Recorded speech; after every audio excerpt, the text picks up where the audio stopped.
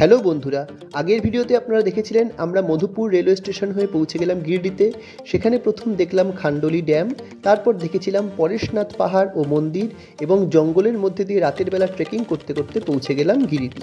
তো আসুন আমরা চলে যাই নতুন ভিডিওতে। শুরু করছি নতুন ভিডিও।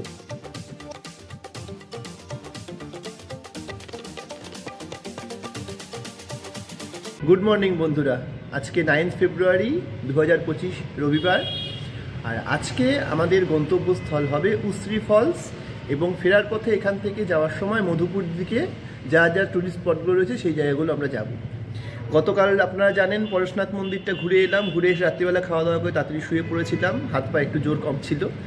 আবার আজকে নতুন সকাল, নতুন উদ্যমে সব কিছু শুরু হবে। ব্রেকফাস্ট করেই 350 টাকা আপ ডাউনে একটা গাড়ি বুক করে নিলাম এবং পৌঁছে গেলাম নতুন জায়গা। সকালবেলা টোটো করে আমরা চলে এলাম সবাই, আর এই ঠিক পাশেই উসরি ফলসে নামবো। অপূর্ব সুন্দর উসরি ফলস। এই যে পথটা এখান থেকে নেমে যেতে হয় মোটামুটি সবাই পারবেন। আর এই যে জায়গাটা দেখতে পাচ্ছেন এখান থেকে সহজেই নেমে যাওয়া যায়, তবে ফলসের ওই জায়গাটা পেরোনো হয়তো সকলের পক্ষে সম্ভব হবে না, তবে সামনে অবধি গিয়ে আপনারা অবশ্যই ফলসটাকে দেখতে পাবেন।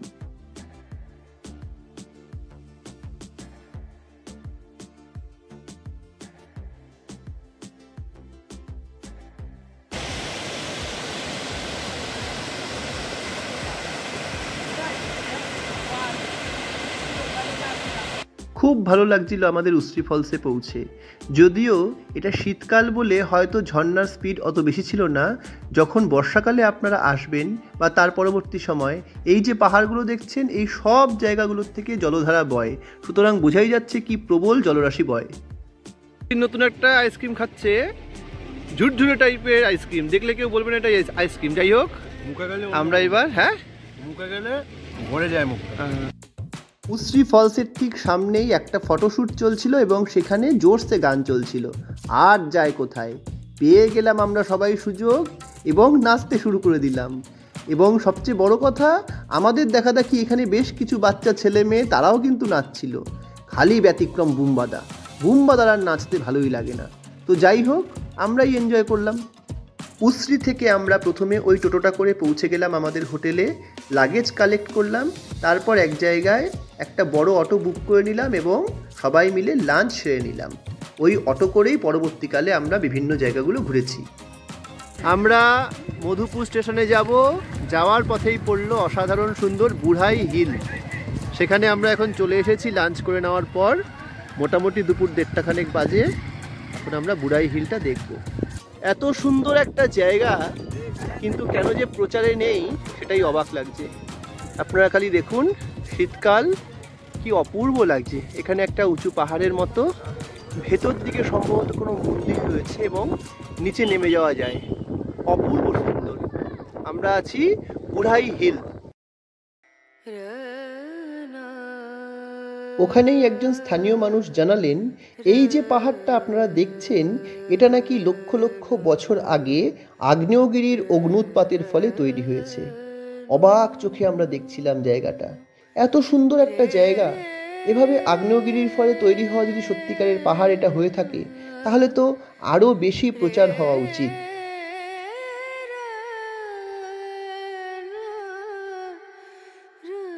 মূল যে পাহাড়টা তার ঠিক নিচেই অদ্ভুত সুন্দর একটা মন্দির ছিল। আমরা সবাই সেখানে পৌঁছলাম এবং এই যে পাহাড়ের ঢালটা দেখতে পাচ্ছেন, অনেকেই কিন্তু এখানে ফটোশ্যুট করছিল। সুন্দর একটা জায়গা কিন্তু সেরকম প্রচার নেই, এটাতেই আমার অবাক লাগছে। খুব ভালো লাগলো এখানে এসে।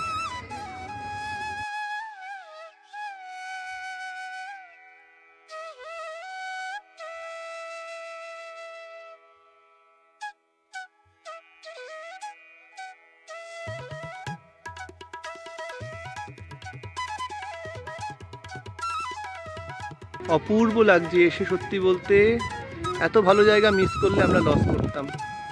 সুন্দর একটা মন্দির এখানে, এবং এই যে দেখুন সূর্য অস্ত যাচ্ছে, এখান দিয়ে কিন্তু সানসেটটাও খুব সুন্দর ভিউ পাওয়া যায়।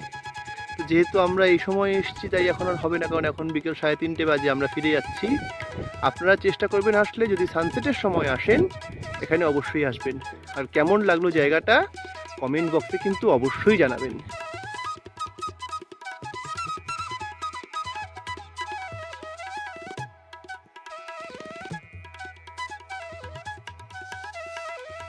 হাই হিলস আসার পরে আমাদের আনন্দ হলো সত্যি, তবে তার সঙ্গে সঙ্গে আক্ষেপও হচ্ছিল যে এত সুন্দর একটা জায়গা সেরকম প্রচার নেই। আমি আপনাদের কাছে এই ভিডিওর মাধ্যমে তথ্যটা পৌঁছে দিতে চাই, এই জায়গাটার সৌন্দর্য অসাধারণ। যদি এখানে ঠিকঠাক প্রচার করা যায়, অনেক বেশি ট্যুরিস্ট এখানে আসতে পারবেন। বুড়হাই হিলস দেখে সবার শেষে আমরা পৌঁছে গেছিলাম মধুপুর রেলওয়ে স্টেশনের পাশে অবস্থিত এই মার্বেল প্যালেসে। ভিডিওতে বহু জায়গায় ইউটিউবে দেখেছিলাম এখানে ভেতরে প্রবেশ করা যায়, কিন্তু আইনি জটিলতার কারণে এখন সব কিছুই বন্ধ, তাই বাইরে থেকেই আমরা ছবি তুললাম। অ্যাট লাস্ট আমরা এখানে চলে এলাম মধুপুর স্টেশনে। এখন বিকেল 5:30 বাজে, আমাদের ট্রেন 8:30, মানে 3 ঘন্টা সময় আছে। দেখা যাক এখানে কিছু করা যায় নাকি, খাওয়া দাওয়া হোক বা অন্য কোনো যদি ঘোরাঘুরির জায়গা থাকে। আমরা এখন স্টেশনের দিকে এগিয়ে যাচ্ছি। আমরা এখন লিট্টি খাচ্ছি। প্রথমবার লিট্টি খেলাম, ভালোই লাগলো। এবার এখানকার স্পেশাল গোলাপ জামুন খাওয়া হচ্ছে। আমি খাবো।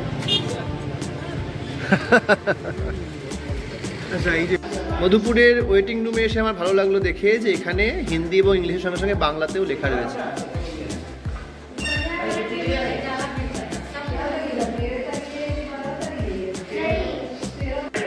আমরা 1 ঘন্টা সময় ছিল এখানে মধুপুর স্টেশনে ভিআইপি লাউঞ্জে ছিলাম।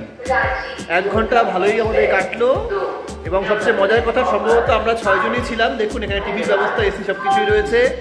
এখানে যে টয়লেটটা রয়েছে, জেন্টস লেডিস টয়লেট, 2 জায়গাতেই কিন্তু স্নান এবং সব কিছু ব্যবস্থাই রয়েছে।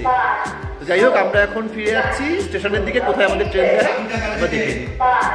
আর দাম নিয়েছিল পার হেড 25 টাকা।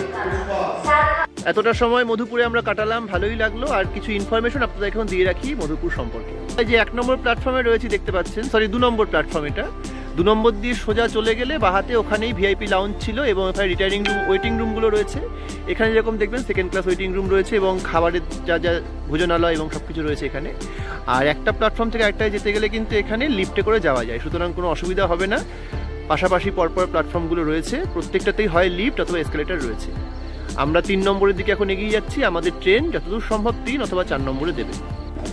আলটিমেট এসে পৌঁছালাম কলকাতা স্টেশনে, বিফোর টাইমে ট্রেন ঢুকে গেছে। রাত 8:30টায় মধুপুর থেকে ট্রেন ছেড়ে একদম আমাদের কলকাতা স্টেশনের রাইট টাইম, অর্থাৎ রাত 3টের মধ্যেই আমরা পৌঁছে গেলাম। তো এই ছিল আমাদের ভিডিওটা। আশা করি আপনাদের সকলের ভালো লেগেছে। কেমন লেগেছে কমেন্ট বক্সে কিন্তু অবশ্যই জানাবেন। নমস্কার। ওয়েট এ মিনিট, শেষ কি করে হবে? এখনও তো আমরা খরচটাই বলিনি, আসুন জেনে নিই। প্রথমেই আসি ট্রেন ফেয়ারে। আপনি যদি বাজেটের মধ্যে নন এসি স্লিপারে যেতে চান, তাহলে এক একজনের আপ ডাউন মিলিয়ে পড়বে ওই 450 টাকার মতো। হোটেল আমাদের খরচ হয়েছিল 3 জনের জন্য 1 রাত্রি 1200 টাকা, অর্থাৎ সেক্ষেত্রে পার হেড 400 টাকা। গাড়ি যাতায়াত সম্পূর্ণ আমরা যা হিসাব করে দেখেছি, আমাদের 6 জনের টোটাল খরচ হয়েছিল 3600 টাকার মতো। মানে ওই ধরুন সেখানেও পার হেড মোটামুটি 600 টাকার মতো।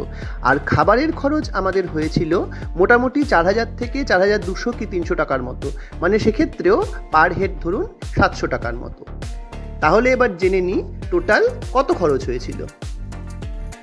সুতরাং পার হেড খরচগুলোকে যদি যোগ করা যায় তাহলে দেখা যাচ্ছে এক একজন মোটামুটি 2100 টাকা খরচ করলে আরামসে এই ট্রিপটা আপনি করে নিতে পারবেন। তো বন্ধুরা, এই রইল সম্পূর্ণ বিবরণী। কোনো রকম প্রশ্ন থাকলে অবশ্যই কিন্তু আমাদের কমেন্ট বক্সে করবেন এবং আপনাদের সকলকে বলছি নিজেরাও খুব ভালোভাবে ঘুরে আসবেন এবং সবাই খুব ভালো থাকবেন। আমাদের গিরডি সিরিজ এই পর্যন্তই। নমস্কার।